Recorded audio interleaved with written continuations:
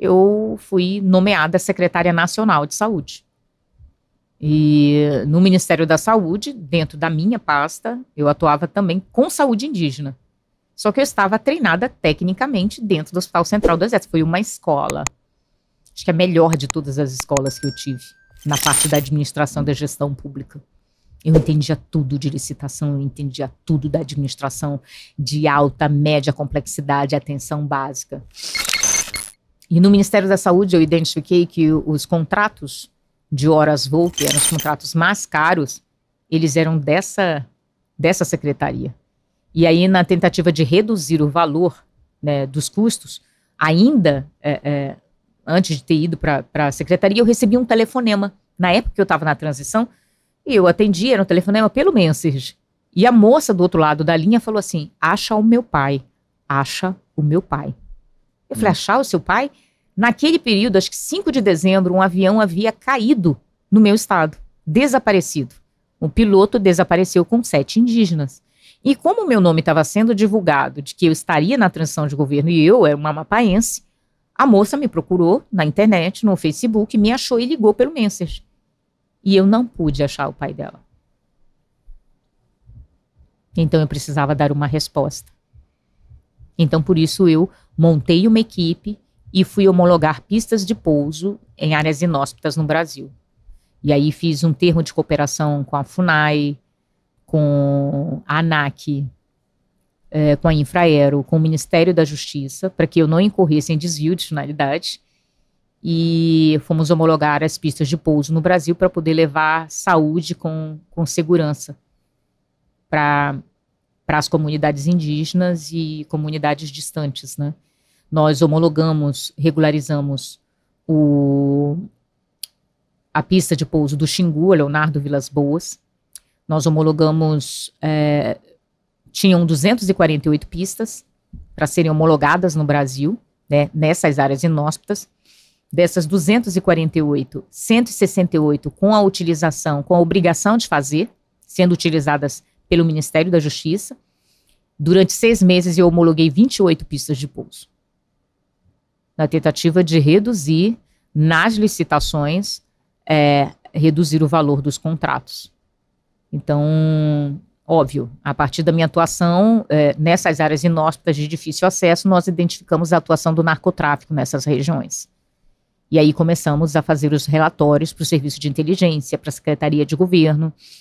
E aí, obviamente, ocorreram algumas prisões de pessoas envolvidas, importantes, envolvidas com o narcotráfico e que ofertavam combustível para narcotraficantes nessas pistas de pouso. Porque em algumas regiões nós identificamos que os aviões que tinham que sair de área fiscalizável, como aeroportos, que você tem a fiscalização da Polícia Federal, você tem a fiscalização da Infraero, esses aviões não cumpriam com o contrato. Eles saíam de pistas clandestinas. O que você chama de pessoas importantes? Familiares de políticos nacionais. E que as investigações ainda ocorrem. Né? Por exemplo, existem vários estados que são rotas do crime organizado. Sim.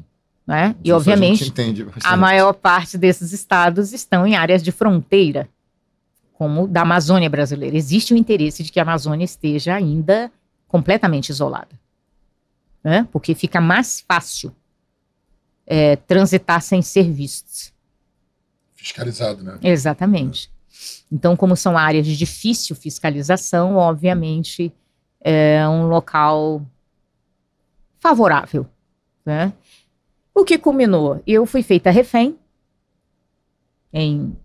na função, né, do cargo de secretária nacional de saúde e sofri 2 tentativas de assassinato. Como?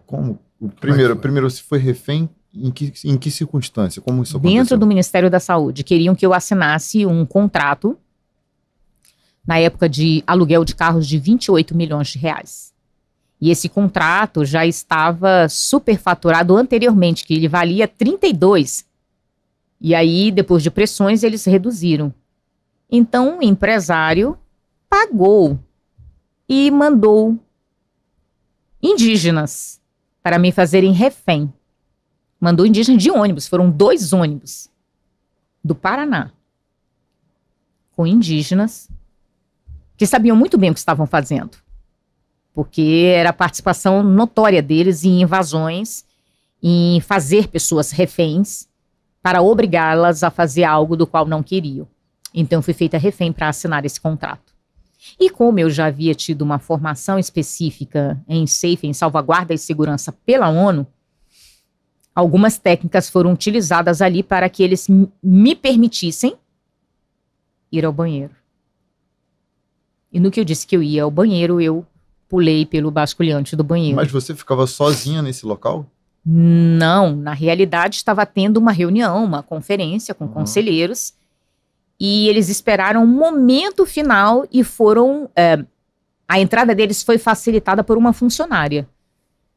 Então, assim, existe um grande cartel que comete crimes e que utiliza povos indígenas para pressionar a administração pública.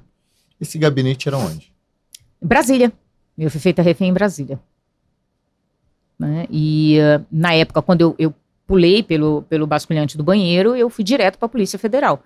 Eu já pulei o basculante e saí gritando aos seguranças, dizendo, chama a Polícia Federal, chama a Polícia Federal. Nisso, eu entrei num carro, pedi ajuda e me levaram direto para a Polícia Federal, onde eu prestei a denúncia.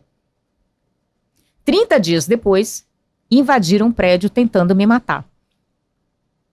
Abordonadas na cabeça. Só que eu fui retirada do local.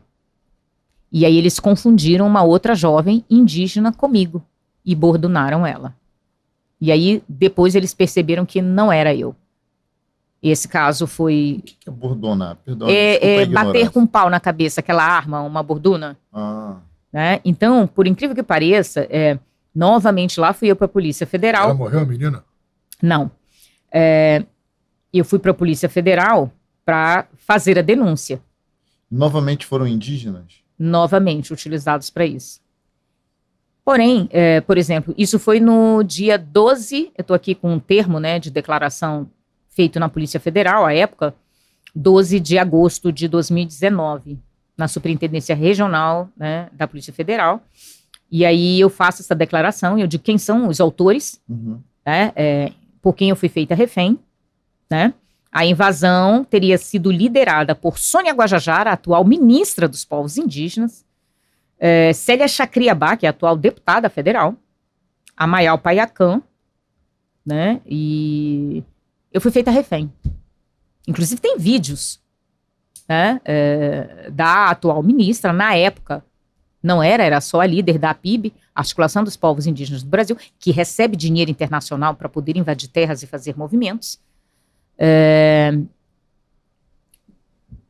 Eles nessa época tem vídeos da convocação dela, tem vídeos da invasão, tem vídeos das pessoas entrando armadas, vídeos da deputada, que na época não era deputada, era só uma professora, gritando fora Silvia, acompanhando outras mulheres com pau na mão. Isso aí foi a primeira tentativa de homicídio. E a segunda? Foi em Roraima. Foi em Roraima.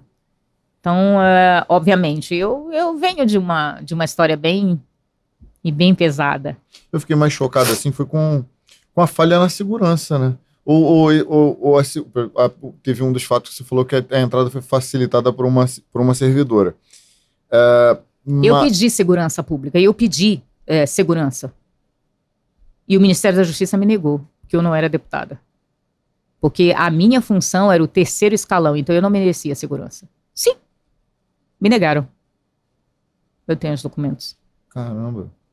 Né? E, por exemplo... Foi o Moro que negou? Então, assim, tá aqui o termo de declaração, denúncia, é real. Isso aqui nunca foi resolvido. Por quê?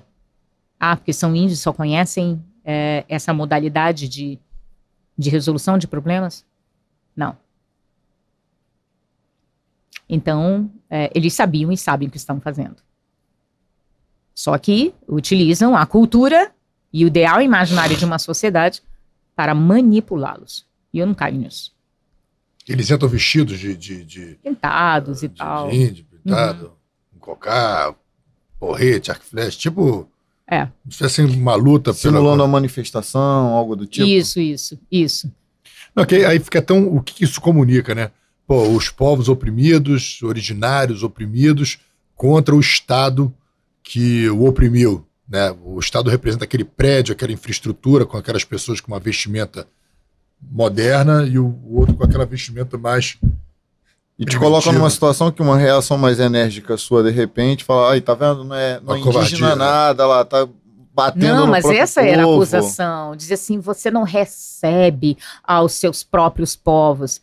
Nossa, pessoas iam no gabinete dizendo que eu tinha que demitir um funcionário com mais de 10 anos de experiência, com uma formação específica e necessária para colocar um indígena que tinha acabado de sair da faculdade. Ah, porque a saúde indígena você tem que ir pôr. Eu falei, não, eu não vou cometer um crime só porque eu sou indígena. Por que eu vou fazer isso?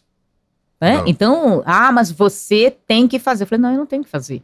Ah, ela não atende. Quer ver, na época que eu assumi, e isso é tão administração pública, eu até mandei esses documentos agora para pedir manifestação. Na época, a secretaria do qual eu coordenava, era ela que financiava as viagens com diárias, para que eles fossem para Brasília para acampar e invadir os prédios. Quando eu assumi como secretária de saúde, eu suspendi todas essas viagens e esses pagamentos. Óbvio que eu seria odiada, porque eu tirei a fonte de financiamento desses movimentos. É muito dinheiro, né? É muito dinheiro. Então, assim, como eu comecei a querer moralizar o uso desse dinheiro público para não ser utilizado contra o próprio governo, aí eu fui a vilã da história.